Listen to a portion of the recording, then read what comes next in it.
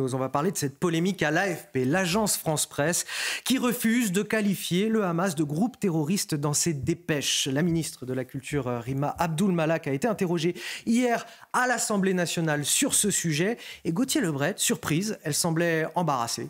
Oui, elle a été interrogée par le député du Rassemblement national, Philippe Ballard, et ancien journaliste à LCI. Il lui demandait donc une réaction effectivement à l'agence France-Presse qui refuse de qualifier le Hamas de groupe terroriste. Alors, ils ne sont pas neutres. Écoutez Rima Abdul-Malak, effectivement, qui semble gênée par la question du député RN. Le gouvernement n'écrit pas les dépêches de l'AFP et ne corrige pas les dépêches de l'AFP. La presse est indépendante dans notre pays, monsieur le député Ballard.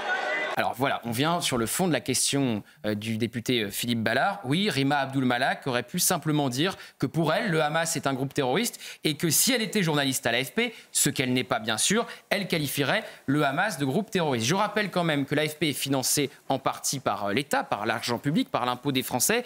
Évidemment, ce n'est pas le rôle des ministres et du gouvernement de rédiger leurs dépêches, mais quand il s'agit de cibler un groupe privé, le nôtre, en l'occurrence, elle est là, Rima Abdul-Malak. Elle est plus loquace. Elle ne botte pas en touche en disant que ce n'est pas le rôle du gouvernement. Et je rappelle que le ministère de la Culture est représenté au conseil d'administration de l'agence France-Presse. Donc autant dire qu'elle serait bien plus dans son rôle à commenter les dépêches de l'AFP que les programmes de CNews. À ce fameux deux poids deux mesures, qu'est-ce qu'il est tenace et qu'est-ce qu'il fait des ravages.